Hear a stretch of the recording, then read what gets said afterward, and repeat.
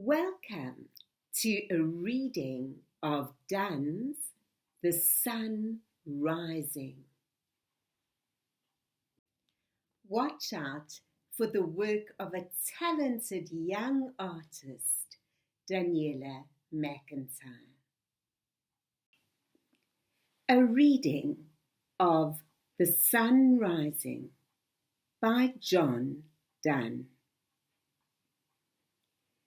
Busy old fool, unruly sun, why dost thou thus through windows and through curtains call on us? Must to thy motions lovers' seasons run?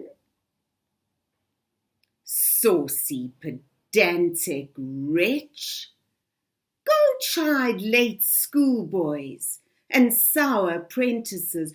Go tell court huntsmen that the king will ride. Call country ants to harvest offices. Love all alike, no season knows, nor clime, nor hours, days, months, which are the rags of time. Thy beams, so reverend and strong, why shouldst thou think I could eclipse and cloud them with a wink, but that I would not lose her sight so long?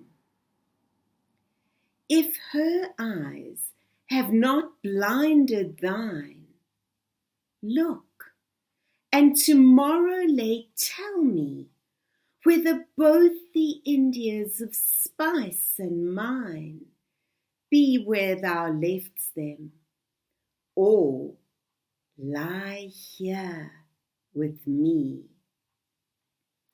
Ask for those kings whom thou saw'st yesterday, and thou shalt hear all here in one bed lay. She's all states, and all princes I, nothing else is. Princes do but play us compared to this. All honours mimic, all wealth alchemy. Thou, son, art half as happy as we, in that the world's contracted thus. Thine age asks ease, and since thy duties be to warm the world, that's done in warming us. Shine here to us, and thou art everywhere. This bed thy centre is, these walls thy sphere. Welcome back. We live in quite a cynical age, don't we? With fake news and concern about our own agendas. And yet, the questions that have concerned poets for time immemorial are still relevant. What is love? Does love exist? In John Donne's The Sun Rising, not only does love exist, but nothing else is. Loving alike, reciprocal love, is all important. John Donne was born in 1572 and he died in 1631, making him a contemporary of William Shakespeare. The poem, The Sun Rising, is a love poem focusing on his love for Anne More. The 17-year-old Anne More was the niece of his employer's wife, and he fell in love with her and married her in secret. When he and Anne met, Donne was working as the secretary to Egerton, the Lord Keeper of the Great Seal of England. Weeks after the wedding, John Donne asked his friend, the Earl of Northumberland, to deliver an awkward letter to Anne's father, Sir George, telling him about the secret marriage and asking for his acceptance, since it was done. He was careful to point out that the marriage was, as he put it, an equal venture, and that he had not deceived her or taken advantage of her. He argued that they had done the morally correct thing, since he and Anne had made promises to each other that could not be violated without a sort of sacrilege, according to John Stubbs's biography of Donne. He pleaded with More that they had nothing but honest purposes in their hearts. John Donne would never have been accepted as a suitable suitor for Anne by Sir George. First of all, he had a Catholic past, at a time when Catholics were outlawed in England. Secondly, Anne came from an aristocratic family. However, shortly thereafter, George More was forced to accept that the marriage of John and Anne was valid.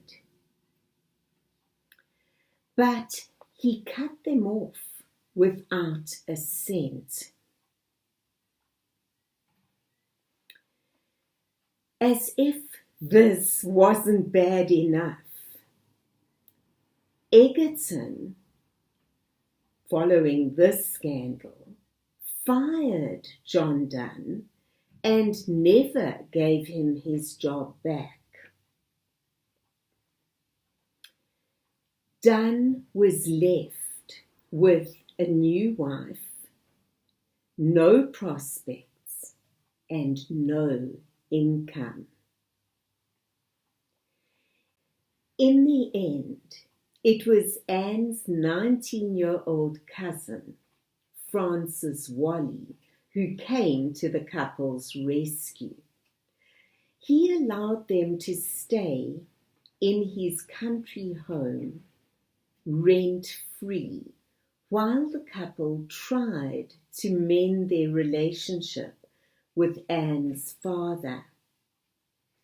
It was here, in the country home in Pyrford, Surrey, that, lost in each other, the poem The Sun Rising was written. As is characteristic of John Donne's poetry, the sun rising begins in medias res, that wonderful Greek phrase which means in the middle of things. Just like another poem on my playlist, Death Be Not Proud. See the link below. The poem begins with a sense of urgency. Busy old fool, unruly sun, why dost thou thus through windows and through curtains call on us? It's important to know that in literature, the sun is traditionally seen as the king of the heavens.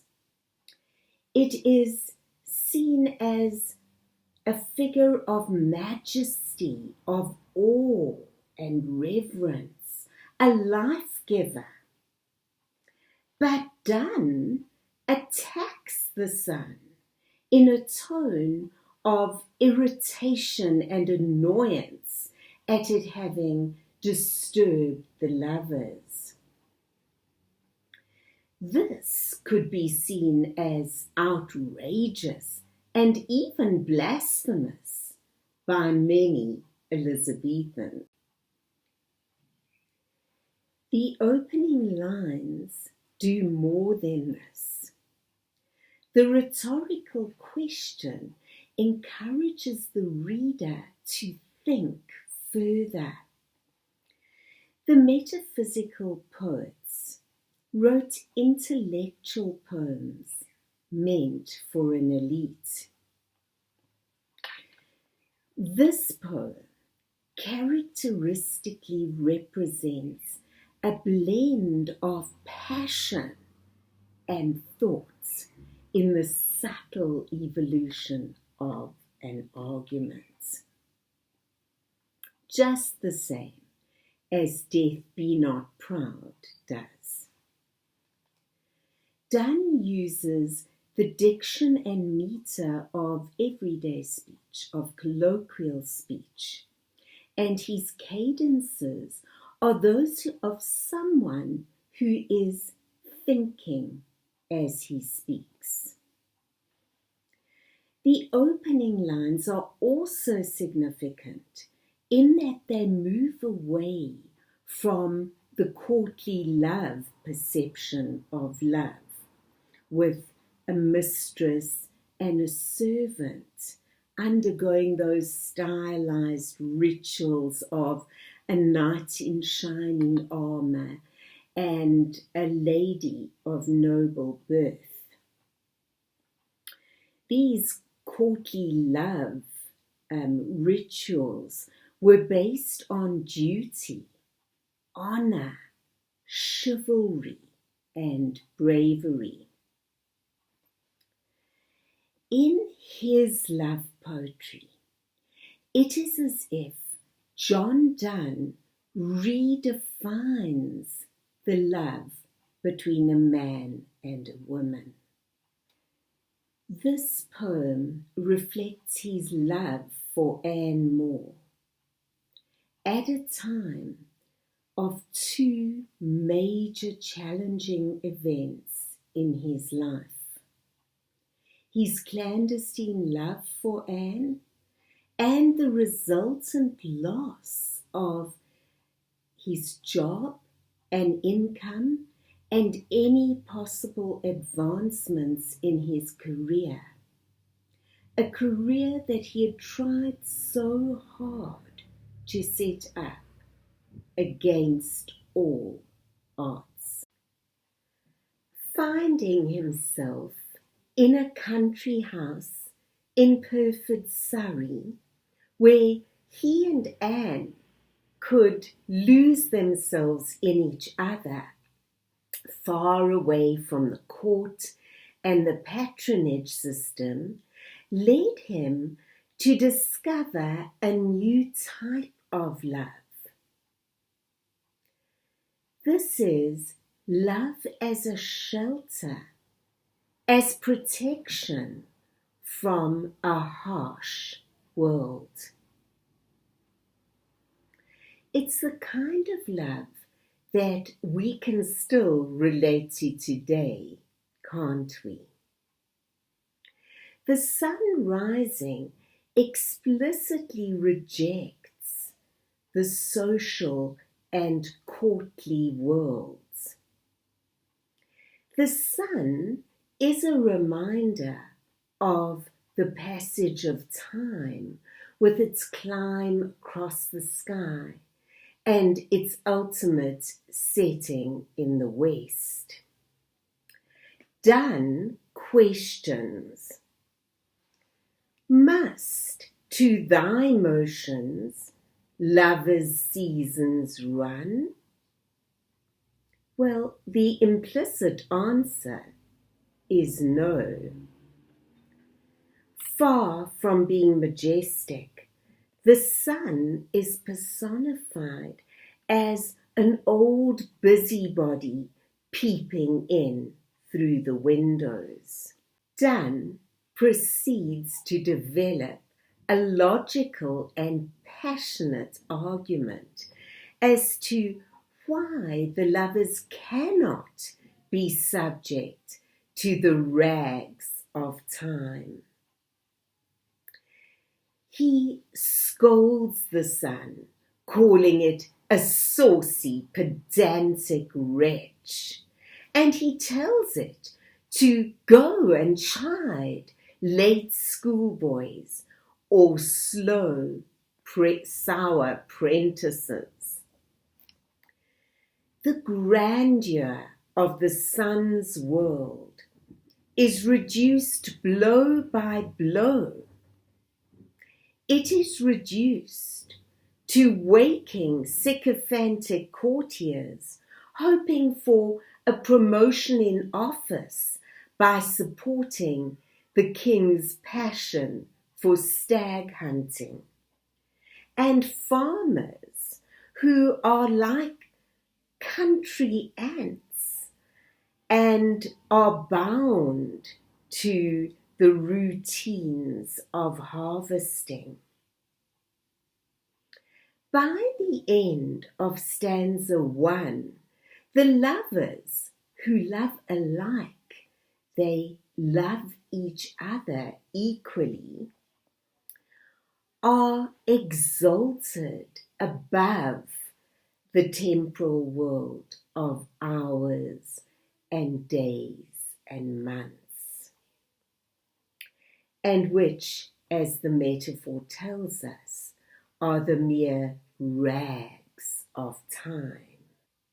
So, far from being majestic, the sun is associated with mere worthless scraps.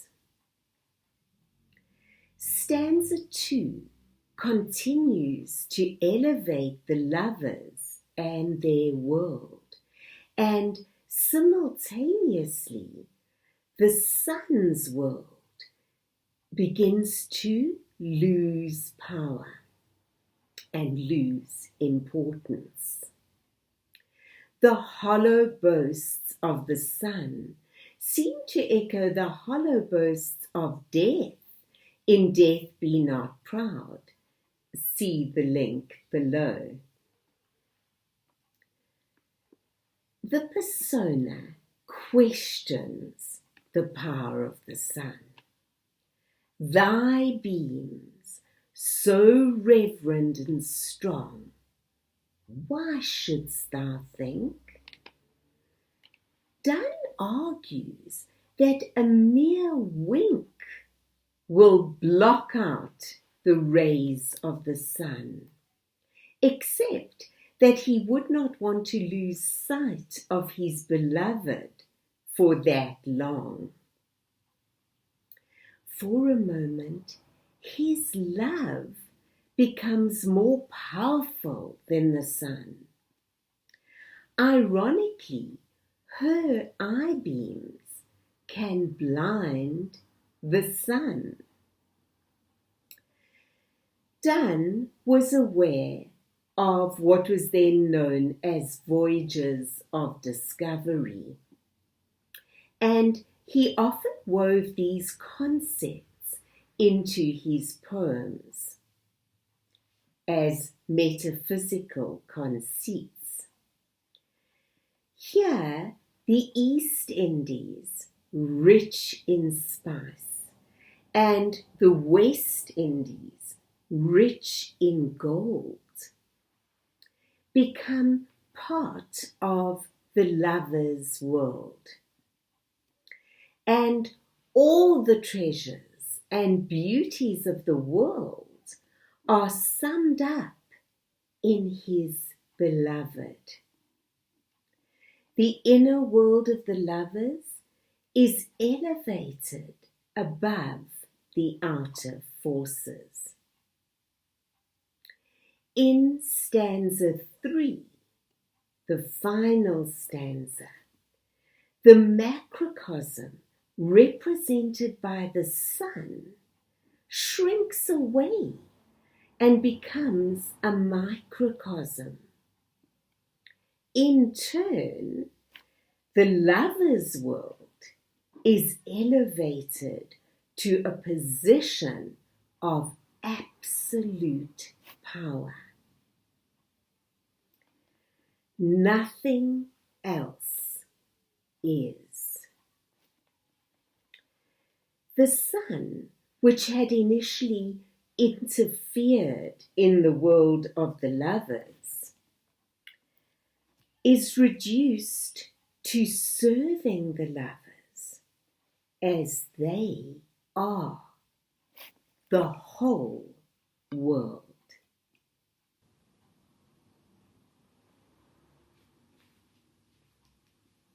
Since thy duties be to warm the world, that's done in warming us. Shine here to us, and thou art everywhere. The world of princes and monarchs, the world of rulers, has become a world of shadows, hasn't it? A cheap imitation of the world of the lovers. Donne says, princes do but play us, compared to this, all honours mimic, all wealth alchemy.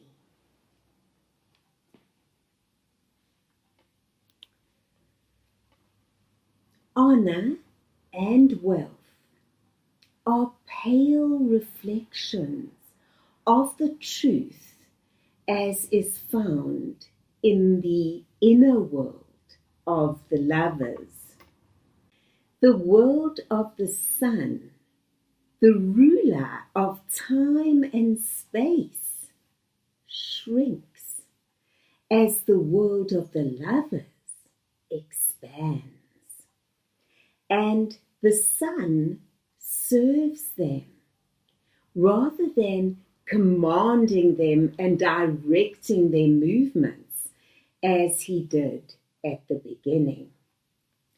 The mood is one of elation. The lovers become the whole world, and the sun revolves around them in service and adulation. Please remember to click the bell below and subscribe, and visit me at my website, formuse.org.